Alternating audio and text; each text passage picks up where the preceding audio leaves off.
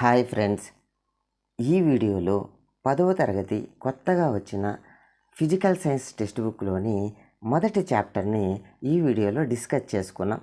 Chapter పేరు chemical reactions and equations.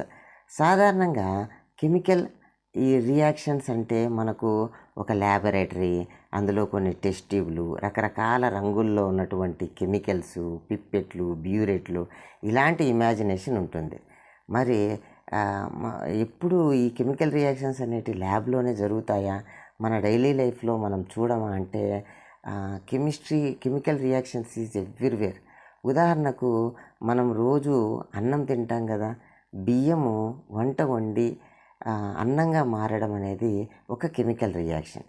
అదేవిధంగా ఈ వంట వండాలంటే మనం గ్యాసు కట్టెలో మంటేస్తాం కదా, ఇక్కడ వుడ్ అనేది బర్నింగ్ అవ్వడం లేదా ఎల్పిజి గ్యాస్ అనేది కంబషన్కి గురవ్వడం అనేది ఒక కెమికల్ రియాక్షన్.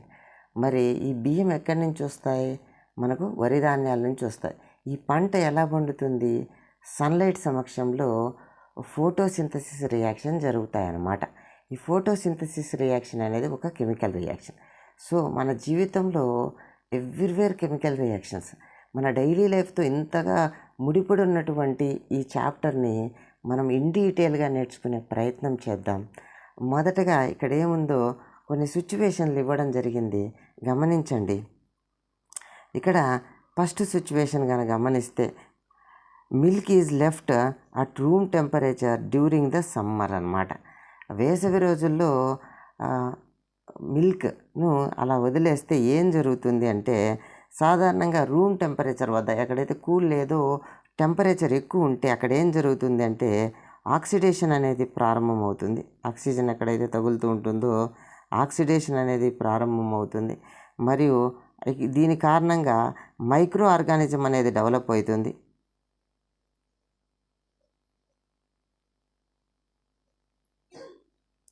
ఈ మైక్రో ఆర్గానిజం బాగా గ్రో అయినాక మిల్క్ ఏ టేస్ట్లోకి వస్తుందంటే సోర్ టేస్ట్, పుల్లటి రుచి వచ్చింది, దాన్ని మనం చెడిపోయిందిగా చెప్తామన్నమాట.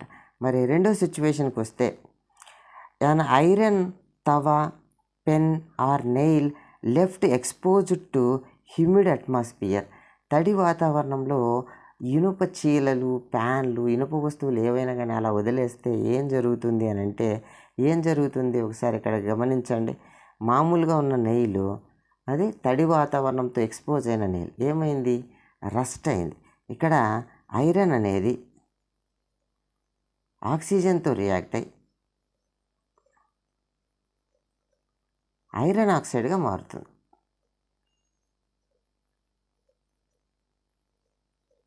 ఐరన్ ఆక్సైడ్గా మారుతుంది. Fe అంటే ఐరన్, ఆక్సిజన్ O2, Fe2O3గా మారుతుంది. ఓకే, నెక్స్ట్ సిచ్యువేషన్ని మనం గమనిద్దాం.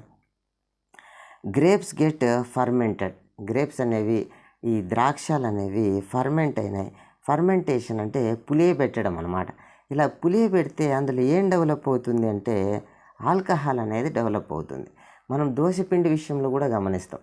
మొదటి రోజు కొద్దిగా పుల్లగా ఉంటే 2 రోజుల తర్వాత దోసపిండి చాలా ఎక్కువ పుల్లదనాన్ని, 3 రోజుకు 4 దనానికి ఇలా పెరుగుతుంది. అందులో ఏం డెవలప్ అయి ఉంటుంది అంటే ఆల్కహాల్ పర్సెంటేజ్ అనేది డెవలప్ అయి ఉంటుంది. ఇక్కడ గ్రేప్స్ అనేది ఆల్కహాల్గా కన్వర్ట్ అవుతాయి. దీన్ని ఫర్మెంటేషన్ అని కూడా అంటాం అన్నమాట.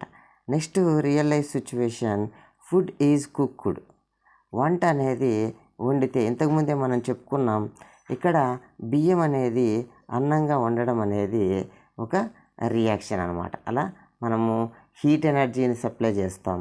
సో దానికి కావాల్సిన ఇంగ్రీడియంట్స్ వాటర్, ఉప్పు లాంటివి వేస్తాం.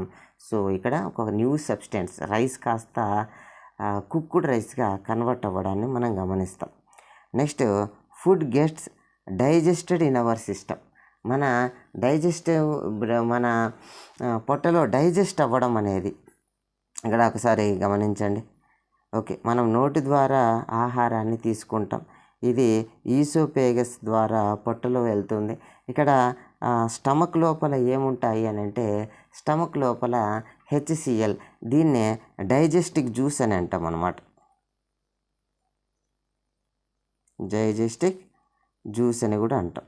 సో ఈ జ్యూసెస్ అన్నీ కలిసి మనం తీసుకున్న ఆహారంలోని మాలిక్యూల్స్ చాలా బిగ్గర్ సైజులో ఉంటాయి. సో లార్జ్ మాలిక్యూల్స్ని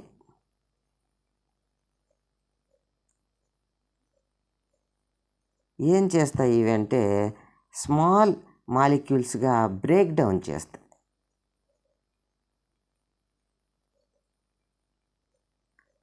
ఆ తర్వాత ఇది షుగర్స్గా మారి రక్తంలో కలిసి ఎనర్జీని ప్రొడ్యూస్ చేయడం జరుగుతుంది.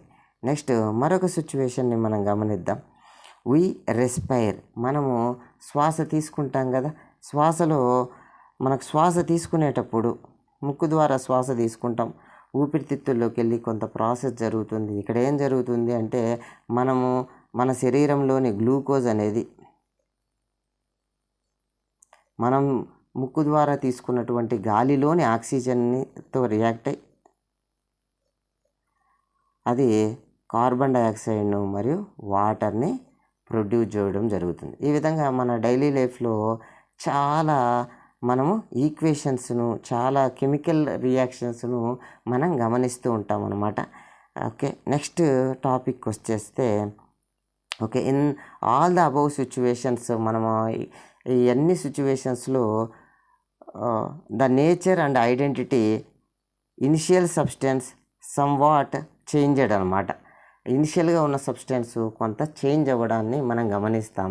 మనం ముందు తరగతుల్లో ఫిజికల్ చేంజ్ అంటే ఏమిటి, కెమికల్ చేంజ్ అంటే ఏమిటి అని నేర్చుకున్నాం. ఎక్కడైతే కెమికల్ చేంజ్ జరుగుతుందో దాన్నే ఆ కెమికల్ రియాక్షన్ అని అంటాం అన్నమాట. సో ఇక్కడ ఫిజికల్ చేంజెస్, కెమికల్ చేంజెస్ గురించి కాసేపు మాట్లాడుకున్నాం. ఓకే, ఇక్కడ మీకు డయాగ్రామ్ కనిపిస్తుంది కదా, ఇది ఒక పెన్సిల్.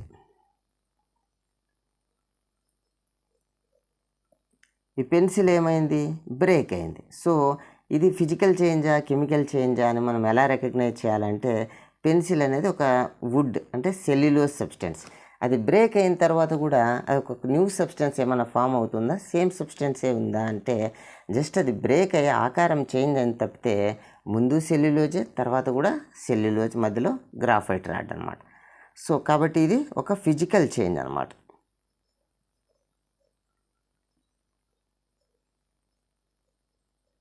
ఇది ఒక ఫిజికల్ చేంజ్. నెక్స్ట్ చూద్దాం, ఇక్కడ ఏం కనిపిస్తున్నాయి మనకు, ఐస్ కనిపిస్తుంది మరియు వాటర్ కనిపిస్తుంది. ఇక్కడ ఐస్ అనేది ఐస్ క్యూబ్స్ ఫ్రిడ్జ్లోంచి బయటికి తెచ్చినాం, వాటికి హీట్ ఎనర్జీ సప్లై అవ్వడం వల్ల స్టేట్ ఇది సాలిడ్ స్టేట్లో ఉంది. ఐస్ అనేది ఇదేంగా మారుతుంది, లిక్విడ్గా మారుతుంది. టెంపరేచర్ పెరిగితే సాలిడ్ నుంచి లిక్విడ్గా మారుతుంది. మనం ఫ్రోజన్ కండిషన్స్ కనుక క్రియేట్ చేస్తే తిరిగి మళ్ళీ చల్లదనం మళ్ళీ ఫ్రిడ్జ్లో పెడితే ఏం జరుగుతుందంటే ఈ లిక్విడ్ వాటర్ అనేది సాలిడ్గా మారుతుంది. ఇక్కడ ఏమైనా న్యూ సబ్స్టెన్స్ ఫామ్ అయిందా అంటే ముందు ఐస్ క్యూబ్గా ఉన్నప్పుడు దాని యొక్క ఫార్ములా ఏంటి అంటే H2O. ఓకే, మరియు అది లిక్విడ్గా మారిన తర్వాత కూడా H2O. సో దాని యొక్క కాంపోజిషన్లో ఎలాంటి చేంజ్ లేదు. కాబట్టి ఐస్ క్యూబ్స్ అనేటి లిక్విడ్గా మారడం అనేది ఒక ఫిజికల్ చేంజ్ అనమాట.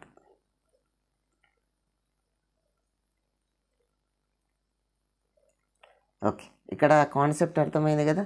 న్యూ సబ్స్టెన్స్ ఫామ్ కాలే అంటే న్యూ సబ్స్టెన్స్ మీన్స్ వాటి యొక్క ఫార్ములాలో చేంజ్ కాలేదు, కెమికల్గా దాన్ని కొత్త సబ్స్టెన్స్ ఏర్పడలేదు అని అంటే ఏర్పడకుండా ఉంటే ఫిజికల్ చేంజ్.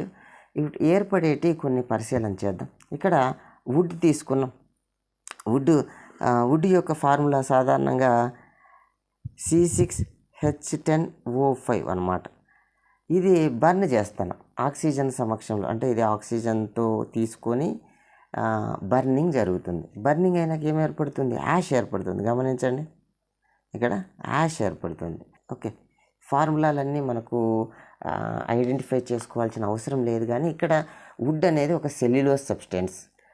ఈ సెల్యులోజ్ సబ్స్టెన్స్ కాస్త యాష్గా మారినాక సెల్యులోజ్గా ఉందా లేదా, అది ఒక న్యూ సబ్స్టెన్స్గా ఏమన్నా ఫామ్ అయిందా అని అంటే ఇక్కడ న్యూ సబ్స్టెన్స్ అనేటి ఫామ్ అవుతున్నాయి. సో ఇలా న్యూ సబ్స్టెన్స్ ఫామ్ అవుతుంది అంటే అది ఒక కెమికల్ చేంజ్ అనమాట.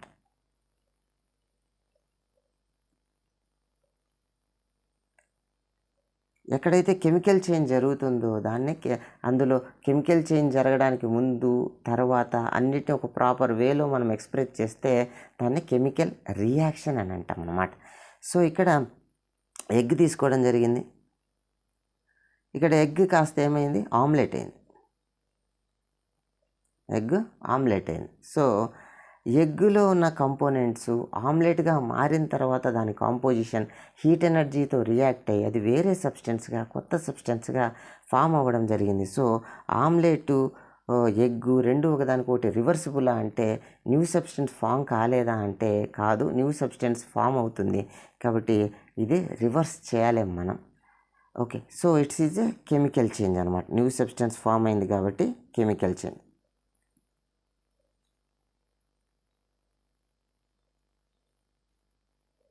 ఇది ఒక కెమికల్ చేంజ్. ఈ ఫిజికల్ చేంజ్, కెమికల్ చేంజ్కి సంబంధించి ఇక్కడ మీకు ఒక ప్రశ్న ఇవ్వడం జరిగింది. ఈ ప్రశ్నకు సంబంధించిన ఆన్సర్ని మీరు కామెంట్ రూపంలో తెలియజేయగలరు. మరి ప్రశ్న ఏంటి అని అంటే, which of the following are chemical changes? ఇక్కడ ఇచ్చిన వాటిల్లో కొన్ని కెమికల్ చేంజెస్ ఉన్నాయి. ఇక్కడున్న టర్మ్స్ చదువుతాను, వాటిలో ఏవి అవునో కాదు అనే విషయాన్ని కామెంట్ రూపంలో తెలియజేయగలరు. మెల్టింగ్ వ్యాక్స్, వ్యాక్స్ అనేది మైనం అనేది కరగడం అనేది ఫిజికల్ చేంజా కెమికల్ చేంజ్? ఒకవేళ కెమికల్ చేంజ్ అయితే ఏ అనేది మనం మెన్షన్ చేసుకోవాలి. నెక్స్ట్ బర్నింగ్ ఆఫ్ వుడ్, వుడ్ను బర్న్ చేయడం. తర్వాత బాయిలింగ్ ఆఫ్ వాటర్, వాటర్ని వేడి చేస్తే వేపర్ అవుతుంది అనమాట ఆ రియాక్షన్.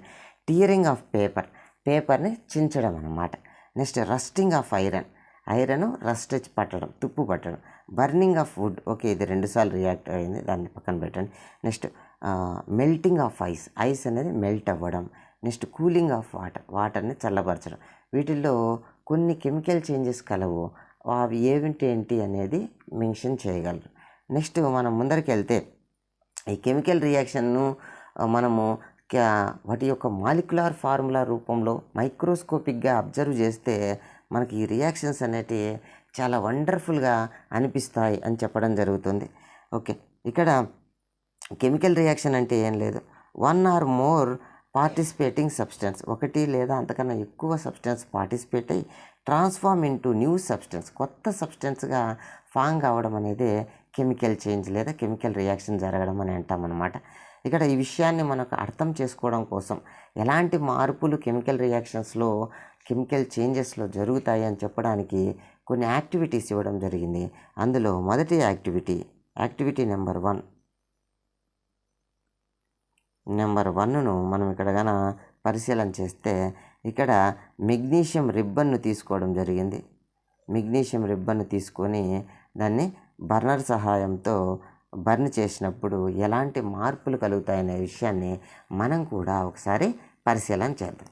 ఇక్కడ ఒకసారి పరిశీలన చేయండి. మెగ్నీషియం రిబ్బన్ తీసుకున్నాం, దాన్ని క్యాండిల్ మీద ఉంచుతున్నాం అన్నమాట. ఇక్కడ ఒకసారి గమనించండి, కాసేపు ఇలా మండుకున్నాక అయితే దీన్ని మొదట బాగా గరుక్కాయతంతో రబ్ చేయాలి. ఎందుకు చేయాలనేది కూడా మనం మాట్లాడుకున్నాం. చూడండి ఇలా ఎంత బ్రైట్గా మండుతుందో. మండడంతో పాటు ఇక్కడ ఉన్న కొన్ని మార్పుల్ని గమనించండి.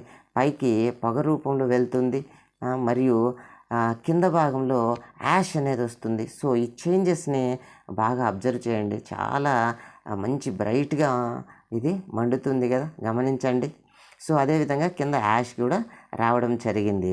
సో ఇవి మనం గమనించిన మార్పులు. పైకి ఒక గ్యాస్ అనేది వచ్చింది, మరియు యాష్ అనేది వచ్చింది. ఈ యాష్కి ఏం చేస్తున్నామంటే కొద్దిగా వాటర్ యాడ్ చేస్తున్నాం. యాడ్ చేసి ఇది యాసిడా బేస్ అనేది కూడా ఇక్కడ పరీక్ష చేయడం జరుగుతుంది. గమనించండి, బాగా దాన్ని వాటర్లో కొద్దిగా వాటర్ తీసుకొని బాగా రబ్ చేయడం జరిగింది. తర్వాత ఇక్కడ ఫినాఫ్థలిన్ ఇండికేటర్ని తీసుకోవడం జరిగింది. సో ఈ ఫినాఫ్థలిన్ ఇండికేటర్ వేస్తే అది పింక్ రంగులోకి కానీ మారితే అక్కడ వచ్చిన సబ్స్టెన్స్ బేస్ అని మనం చెప్పచ్చు. సో అది పింక్ కలర్లోకి మారిందనమాట. సో ఇంకొకసారి మనము జరిగిన మార్పుల్ని ఒక్కసారి మళ్ళీ పరిశీలన చేద్దాం. ఇలా మండిస్తానే చాలా బ్రైట్గా మండడం, పొగ రావడం, కింద దిక్కు యాష్ రావడాన్ని మనం గమనించాం. సో ఇక మనము టెక్స్ట్ బుక్లో విషయాలను మళ్ళీ కొనసాగిద్దాం. ఓకే, ఇక్కడ ఏమేమి మనం అబ్జర్వ్ చేశామనేది అడుగుతున్నారు. ఇక్కడ మనం ఏం అబ్జర్వ్ చేశామంటే ఇక్కడ రిబ్బన్ అనేది డాజ్లింగ్ వైట్ ఫ్లేమ్, అంటే చాలా మంచి వైట్ ఫ్లేమ్తో మంట మండడాన్ని మనం అబ్జర్వ్ చేయడం జరిగింది. తర్వాత ఒక వైట్ పౌడర్ అనేది కింద పడ్డాన్ని మనం గమనించడం జరిగిందనమాట. So it is formed due to the reaction between magnesium and oxygen present in the air. Magnesium మరియు ఆక్సిజన్ ప్రజెంట్ ఇన్ ఎయిర్ వల్ల జరిగిందనమాట. ఒకసారి దీన్ని ఈక్వేషన్ ఫామ్లో రాస్తే ఎలా ఉంటుందో కూడా మనం చూద్దాం. మెగ్నీషియం రిబ్బన్, మనందరం కూడా దీపావళి రోజున కాకరొత్తులు కాల్చుంటాం కదా. సో మెగ్నీషియం ఇది ఆక్సిజన్తో రియాక్ట్ అయ్యి మెగ్నీషియం ఆక్సైడ్ ఏర్పడుతుందన్నమాట. ఇక్కడ కింద ఏర్పడినటువంటి యాష్ ఏదైతే ఉందో ఆ యాష్ ఏంది అని అంటే మెగ్నీషియం ఆక్సైడ్ అన్నమాట. ఇది తెల్లగా ఉంది. Okay, right. ఇక్కడ ఇంకా కొంచెం కాజ్ అడిగినారు. ఏంటి ఆ కాజ్ అనేది కూడా మనం పరిశీలన చేద్దాం. ఇక్కడ ఏమడుగుతున్నారు ఒకసారి గమనించండి. రిబ్బన్ను 3-4 సెంటీమీటర్స్ లాంగ్ రిబ్బన్ తీసుకొని రబ్బింగ్ విత్ ద శాండ్ పేపర్తో ఎందుకని మనము దాన్ని ముందు రబ్ చేయాలి. రబ్ చేయకుండా వేడి చేస్తే ఎంతసేపు వేడి చేసినా వేడి కాకపోవడానికి కూడా మనం అది ఇలా మిరుమిట్లు గొలిపే డ్రాజ్లింగ్ వైట్ లైట్ రాకపోవడాన్ని గమనించవచ్చు. ఇలా జరగడానికి గల కారణం ఏంటి అని అంటే ఈ మెటల్ ఏదైతే ఈ రిబ్బన్ ఏదైతే ఉందో ఈ రిబ్బను మనము కొన్నాళ్ళు బీరువాలో ఉంచేసినాం. ఇదేం జరుగుతుంది, ఆక్సిజన్కి అట్మాస్ఫియర్కి ఎక్స్పోజ్ అవుతుంది. సో ఈ పై లేయర్ అంతా కూడా మెగ్నీషియం ఆక్సైడ్గా మారి ఉంటుంది. సో ఈ మెగ్నీషియం ఆక్సైడ్ అంత కంబషన్ మెటీరియల్ కాదు కాబట్టి ఈ పైన పట్టినటువంటి మెగ్నీషియం ఆక్సైడ్ లేయర్ని తొలగించి మెగ్నీషియం రిబ్బన్ను మెగ్నీషియం మెటల్ వచ్చే విధంగా మార్పు చేయడానికి ఈ శాండ్ పేపర్తో కాసేపు మనము శాండ్ పేపర్ లేకుంటే గోడకైనా ఇట్లా రబ్ చేయొచ్చు. వన్స్ మండుకుంటే చక్కగా మండుతుంది. ఇక్కడ జరిగిన మార్పులన్నిటిని కూడా మనం గమనించాం. ఒక మంచి ఫ్లేమ్ రావడం, కొంచెం యాష్ రావడం, ఓవరాల్గా ఇది వేరే సబ్స్టెన్స్ ఇది వేరే సబ్స్టెన్స్, ఇక్కడ ఒక న్యూ సబ్స్టెన్స్ ఫామ్ కావడం.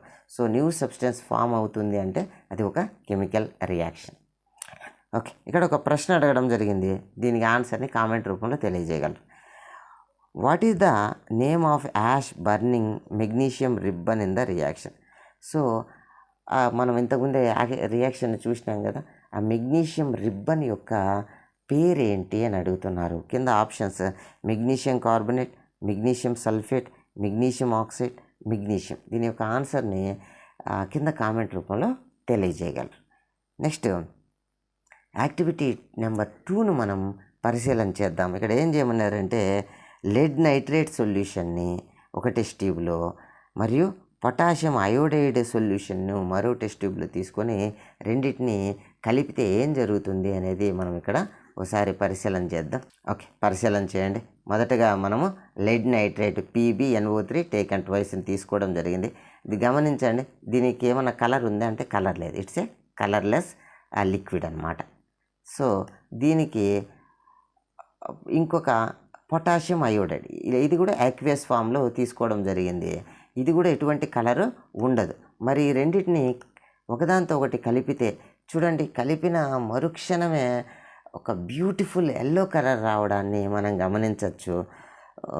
ఇక్కడ ఏం రియాక్షన్ జరుగుతుందంటే పొటాషియం నైట్రేట్, లెడ్ నైట్రేట్ మరియు పొటాషియం అయోడైడ్ కలిసి PbI2 potassium iodide potassium iodide అనే ఎల్లో కలర్ ప్రిసిపిటేట్.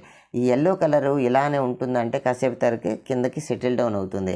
ఇలా ఒక సాలిడ్ ఫామ్, రెండు లిక్విడే తీసుకున్నాం కానీ మనకు ఒక సాలిడ్ ఏర్పడింది. PbI2 లేదా లెడ్ అయోడైడ్ ఎల్లో కలర్లో ఉన్న లెడ్ అయోడైడ్ అనే ప్రిసిపిటేట్ ఫామ్ అవుతుంది. సో ఇక్కడ గమనించండి, మరొకసారి ఈ రియాక్షన్ని గమనించండి. చాలా బ్యూటిఫుల్. కలపగానే వితిన్ సెకండ్స్లోనే అక్కడ కలర్ అనేది చేంజ్ అవ్వడాన్ని మనం గమనించవచ్చు. కింద సాలిడ్ ఫామ్లో ఏర్పడే పదార్థం ఏంటంటే పొటాషియం అయోడైడ్. ఇది ప్రాథమికంగా పూర్తిగా కలుసుకున్నట్లు అనిపించినప్పటికీ వన్స్ కాసేపటికి ఎల్లో కలర్ అంతా కిందకి సెటిల్ డౌన్ అవుతుంది. ఇలా సెటిల్ డౌన్ అవ్వడాన్ని ఏమంటాం, ప్రిసిపిటేట్ అని అంటాం అన్నమాట. ఓకే, ఇక్కడ ఏమేమి అబ్జర్వ్ చేసినాం, మొదట రెండు లిక్విడ్ ఫామ్లో ఉన్నాయి, ఒకదాంతో ఒకటి కలిపినాక ఒక సాలిడ్ ఫామ్ అనేది ఏర్పడడం అనేది జరిగింది. సో దీని యొక్క ఈక్వేషన్ ఒక్కసారి రాసే ప్రయత్నం చేస్తున్నాను, ఒక్కసారి గమనించండి. Lead nitrate PbNO3 taken twice అనమాట. ఇదంటే ఇది 2 సార్లు తీసుకున్నాం. నెక్స్ట్ పొటాషియం అయోడైడ్ తీసుకున్నాం. సో ఈ రెండు రియాక్ట్ అయ్యి ఏం ఏర్పడుతుందంటే PbI2 అనేది ఏర్పడుతుంది. మరియు potassium nitrate KNO3. So it's not a balanced equation. మనం మళ్ళీ బ్యాలెన్స్ అవ్వడం అంటే ఏంటి అలాంటి అంశాలన్నీ కూడా చూద్దాం. ఓవరాల్గా ఒక ఎల్లో కలర్ ప్రిసిపిటేట్ ఏర్పడ్డాన్ని మనం గమనించవచ్చు. ఏది అది అంటే ఈ భాగం అనేది ఏర్పడుతుంది అనమాట. Okay, sorry.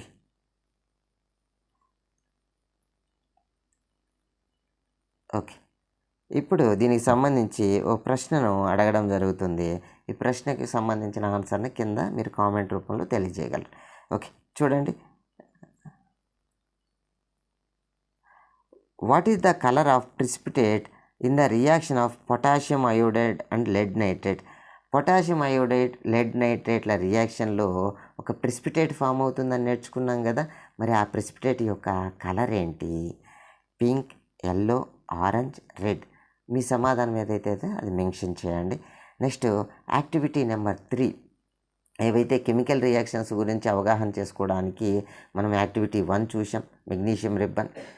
యాక్టివిటీ నెంబర్ 2 చూసినాం, పొటాషియం లెడ్ నైట్రేట్ మరియు పొటాషియం అయోడైడ్ల మధ్య రియాక్షన్. ఇప్పుడు యాక్టివిటీ నెంబర్ 3ని పరిశీలన చేద్దాం. ఇక్కడ ఫ్యూ జింక్ గ్రాన్యూల్స్ తీసుకున్నాం, కొన్ని జింక్ గ్రాన్యూల్స్ తీసుకున్నాం, మరియు డైల్యూట్ హైడ్రోక్లోరిక్ యాసిడ్ తీసుకున్నాం, లేదా dilute sulphuric acid. Sulphuric acid కొంత ప్రమాదకరమైంది కాబట్టి హైడ్రోక్లోరిక్ యాసిడ్ అనేది సజెస్టబుల్. ఈ యాక్టివిటీస్ చేసేటప్పుడు మనం కొన్ని ప్రికాషన్స్ కూడా చేసుకోవాలి. ఉదాహరణకు మెగ్నీషియం రిబ్బన్ కాల్చేటప్పుడు విద్యార్థులు దూరంగా ఉండాలి, మంట కదా, మరియు ఆ పొగలు కళ్ళల్లో దూరే ప్రమాదం ఉంది.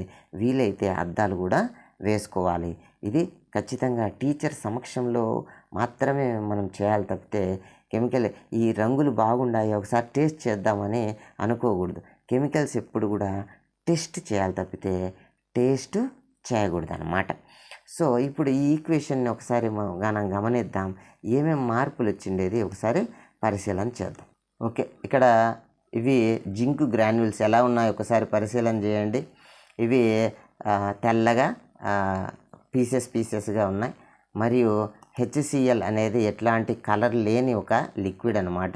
మనము ఒక టెస్ట్ ట్యూబ్ తీసుకొని అందులో కొన్ని జింక్ గ్రాన్యూల్స్, జింక్ ముక్కలు వేద్దాం. జింక్ డస్ట్ తీసుకున్న ఇదే ఫలితం వస్తుంది. గ్రాన్యూల్స్తో బాగా రియాక్షన్ని గమనించవచ్చు. ఓకే, ఇప్పుడు దీంట్లో HCl వేస్తున్నాం. ఒక్కసారి పరిశీలన చేయండి. ఇక్కడ ఒక గ్యాస్ ఏదో లిబరేట్ అవుతున్నట్టుగా బుడగల రూపంలో రావడాన్ని, మనం గ్యాస్ ఎవాల్వ్ అవ్వడాన్ని అబ్జర్వ్ చేయొచ్చు. అబ్జర్వ్ చేయండి. ఇంకొద్దిగా ఎక్స్ట్రా HCl వేస్తున్నాం. ఇక్కడ చూడండి, బబుల్స్ వస్తున్నాయంటే గ్యాస్ లిబరేట్ అవుతుంది అని కారణం అనమాట. ఇప్పుడు లిబరేట్ అయ్యే గ్యాస్ ఏంటి అని మనం టెస్ట్ చేయడం కోసం ఒక మ్యాచ్ స్టిక్ని వెలిగించి అక్కడ కానీ ఉంచితే అది పప్ అనే శబ్దంతో ఆరిపోతే అది హైడ్రోజన్ అనమాట. సో ఆ సౌండ్ను ఒకసారి మనం ఎక్స్పీరియన్స్ చేద్దామా? చూడండి, అగ్గిపుల్లను వెలిగించాం, గమనించండి. మరొక్కసారి చూడండి. ఎస్, ఇది కొన్ని పుస్తకాల్లో పప్ అని, కొన్ని పుస్తకాల్లో టప్ అని ఇలా రాస్తూ ఉంటారు. మీరు ఒక్కసారి అబ్జర్వ్ చేయండి. ఇంగ్లీష్ మీడియంకి అయితే పప్ అని సాధారణంగా POP పప్ అని రాస్తూ ఉంటారు. ఈ సౌండ్ ఎక్స్పీరియన్స్ చేయండి. Yes, okay, done. ఈ విధంగా ఈ రియాక్షన్లో ఒక గ్యాస్ ఎవాల్వ్ అవుతుంది. దాన్ని టెస్ట్ చేయడానికి ఒక మ్యాచ్ స్టిక్ని ఉంచితే ఒక ఇలాంటి శబ్దం రావడాన్ని మనము అబ్జర్వ్ చేయొచ్చు. ఇక్కడ టెక్స్ట్ బుక్లో ఏం ప్రశ్నలు, దానికి సంబంధించి ఏమేమి ప్రశ్నలు అడిగినారు అనేది ఒకసారి పరిశీలన చేద్దాం. ఇక్కడ కాషన్, ఒక జాగ్రత్త ఇవ్వడం జరిగింది. యాసిడ్ కదా, మనం టాంగ్స్ సహాయంతోనే పట్టుకోవాలి తప్పితే నేరుగా పట్టుకుంటే ఆ HCl మన చేతి మీద ఒలికి గాయం చేసేదానికి అవకాశం ఉందన్నమాట. So do observations anything happen around the zinc granules. ఈ జింక్ గ్రాన్యూల్స్ వైట్ లేయర్ ఉంది కదా, ఆ HCl మునిగినాక ఇది ఆ షైనింగ్ ఉండదన్నమాట. ఆ షైనింగ్ అంతా వెళ్ళిపోతుంది, అంటే అది రియాక్షన్లో పాల్గొనేది. సో ఇక్కడ మనం రియాక్షన్ని కూడా ఒక్కసారి గమనిస్తే ఓకే, ఇక్కడ జింక్ గ్రాన్యూల్స్ తీసుకున్నాం మనం. Okay, zinc granules HCl hydrochloric యాసిడ్తో రియాక్ట్ అయ్యి జింక్ క్లోరైడ్ మరియు హైడ్రోజన్ గ్యాస్ అనేది లిబరేట్ అవుతుంది. వచ్చిన గ్యాస్ హైడ్రోజన్ గ్యాసే అని చెక్ చేయడం కోసం ఒక మ్యాచ్ స్టిక్ను ఉంచితే పప్ అనే శబ్దంతో ఆరిపోవడాన్ని మనము ఇప్పుడే పరిశీలన చేయడం జరిగింది. ఓకే, నెక్స్ట్ ఈ టాపిక్కి సంబంధించి ఒకసారి ప్రశ్నను చూద్దాం. ఈ ప్రశ్నకు ఆన్సర్ని మీరే చెప్పాలి మరి. Okay, which gas is liberated in the reaction of hydrochloric acid and zinc granules? Zinc గ్రాన్యూల్స్కు హైడ్రోక్లోరిక్ యాసిడ్కి మధ్య జరిగిన రియాక్షన్లో ఏ గ్యాసు ఎవాల్వ్ అయింది, లిబరేట్ అయింది? Options hydrogen, oxygen, helium, sulphur dioxide. మరి సరైన సమాధానాన్ని క్వశ్చన్ నెంబర్ 4కి ఆన్సర్ తెలియజేయగలరు. నెక్స్ట్ ఈ 3 ఈక్వేషన్లను యూజ్ చేసి ఏదైనా ఒక రియాక్షన్ జరిగితే అది కెమికల్ రియాక్షనే అని చెప్పడానికి ఉన్నటువంటి ఎవిడెన్సెస్ గురించి మనం మాట్లాడుకున్నాం. ఇక్కడ గమనిస్తే ఒకటి కెమికల్ రియాక్షన్ అనడానికి ఏమేమి మార్పులు వస్తాయంటే చేంజ్ ఇన్ స్టేట్, వాటి యొక్క స్టేట్లో చేంజ్ రావచ్చు. ఓకే, ఉదాహరణకి ఇక్కడ కానీ మనం గమనిస్తే ఇక్కడ ఎల్లో కలర్ ప్రిసిపిటేట్ ఏర్పడ్డాన్ని మనము ఏం చేసినామంటే ఇక్కడ లెడ్ నైట్రేట్ తీసుకోవడం జరిగింది. పొటాషియం అయోడైడ్ తీసుకున్నాం. ఈ రెండు ఒకదాంతో ఒకటి రియాక్ట్ అయ్యి మనకు కింద దిక్కు PbI2 ఏర్పడింది. అయితే ఇది ఏ ఫామ్లో ఏర్పడింది? ఇది లిక్విడ్ కానీ ఇది సాలిడ్ ఫామ్లో ఏర్పడింది. సో స్టేట్ చేంజ్ అవ్వడం అనేది వన్ ఆఫ్ ద ఎవిడెన్స్. అంటే ఏవో ఒక్కటి మాత్రమే కాకుండా మోర్ దెన్ 1 ఎవిడెన్సెస్ కూడా కెమికల్ చేంజ్కు ఉండవచ్చు అన్నమాట. ఇక్కడ నెక్స్ట్ చేంజ్ ఇన్ కలర్లో కూడా కొన్నిసార్లు చేంజ్ కావచ్చు. ఇది కూడా one of the example, colour change అయ్యింది. ఇంకొక ఎగ్జాంపుల్ చూస్తే రస్టింగ్ ఆఫ్ ఐరన్ అనమాట. Rusting of iron. నెక్స్ట్ ఇక్కడ చూడండి, లీవ్స్ అనేది ఫ్రెష్గా ఉంటాయి, తర్వాత లీవ్స్ ఫాల్ డౌన్ అవుతాయి అన్నమాట.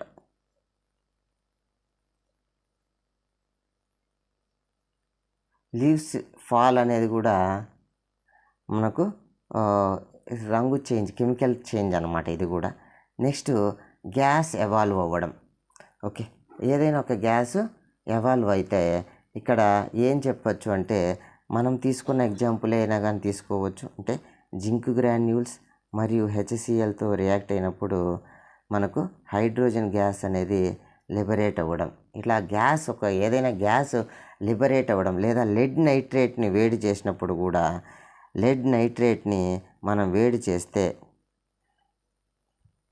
ఏమవుతుందంటే లెడ్ ఆక్సైడ్ మరియు నైట్రోజన్ డయాక్సైడ్ మరియు ఆక్సిజన్ గ్యాస్ అనేది ఎవాల్వ్ అవ్వడం. సో ఏదైనా గ్యాస్ అనేది ఎవాల్వ్ అవుతుంది, లిబరేట్ అవుతుంది అని అంటే అక్కడ కెమికల్ చేంజ్ జరిగింది అనే దానికి ఎవిడెన్స్ అనమాట. ఇక్కడ హీట్ ట్రాన్స్ఫర్ గురించి కూడా మనం మాట్లాడుకోవచ్చు.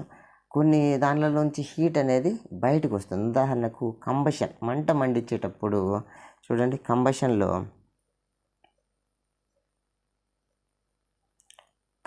ఏం జరుగుతుంది? హీట్ అనేది బయటికి ఎవాల్వ్ అవుతుంది అన్నమాట. ఓకే, ఇక్కడ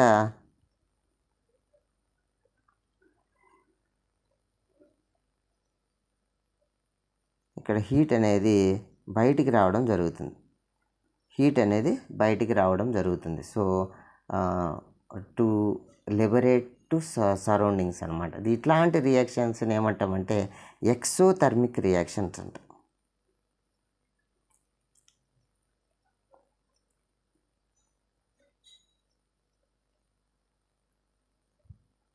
ఎగ్జాంపుల్గా ఏం చెప్పుకోవచ్చు? కంబషన్ రియాక్షన్స్ చెప్పుకోవచ్చు, మంట మండడం. అదేవిధంగా మనం వంట వండుతున్నాం, అట్టు వేసుకుంటున్నాం, అప్పుడేమవుతుంది? మంట మనం ఇవ్వాలి. అలాంటి రియాక్షన్స్ని ఏమంటామంటే, అంటే సిస్టానికి మనం ఇవ్వాలి, సరౌండింగ్స్ నుంచి హీట్ మనం సప్లై చేయాలి. ఇట్లాంటి రియాక్షన్స్ని ఏమంటామంటే ఎండోథర్మిక్ రియాక్షన్స్ అంటాం.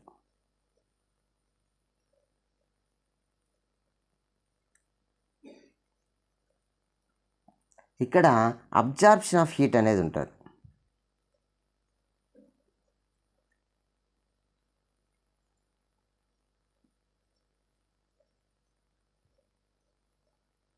సరౌండింగ్స్ నుంచి హీట్ అబ్జర్వ్ జరుగుతుంది. ఇక్కడ సరౌండింగ్స్కి హీట్ ఎవల్యూషన్ జరుగుతుంది.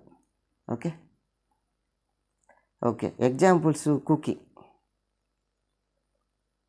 కుకింగ్ అనేది ఒక ఎండోథర్మిక్ రియాక్షన్. సో అదేవిధంగా ఓడర్ చేంజ్ వల్ల కూడా మనం కెమికల్ రియాక్షన్ జరిగినట్టుగా చెప్పుకోవచ్చు. ఇది మామూలుగా ఫ్రెష్గా ఉన్నప్పుడు మంచి వాసన వస్తుంది. స్పాయిల్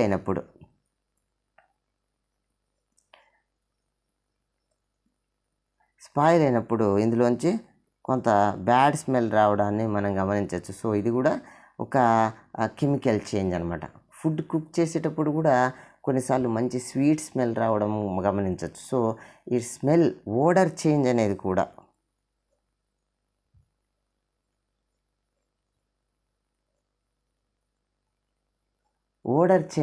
కూడా వన్ ఆఫ్ ద ఎవిడెన్స్ అనమాట. ఇక్కడ ఏ ఒక్కటో జరగాలని ఏం లేదు, వీటి యొక్క కాంబినేషన్ కూడా జరగచ్చు. ఓవరాల్గా ఒక కెమికల్ రియాక్షన్ జరిగింది అనడానికి state change is the evidence, colour change, evolution of gas, change in temperature. Temperature change అవ్వడాన్ని మనం 2 రకాలుగా క్లాసిఫై చేయొచ్చు, ఎక్సోథర్మిక్, ఎండోథర్మిక్. ఎక్సోథర్మిక్ అంటే ఆబ్జెక్ట్ నుంచి బయటికి హీట్ ఎనర్జీ రావడం.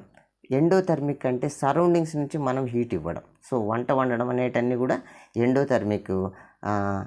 సూర్యునిలో జరిగే చర్యలు, అగ్గిపుల్ల వెలగడం, ఇలాంటివన్నీ ఎక్సోథర్మిక్ రియాక్షన్గా మనం చెప్పుకోవచ్చు. సో ఓకే, ఈ వీడియో ఇంతటితో సమాప్తం. ఈ చాప్టర్ని మళ్ళీ కొనసాగిద్దాం. మరిన్ని మంచి వీడియోల కోసం మన ఛానల్ని సబ్స్క్రైబ్ కాగలరు. Thank you. 1 and all.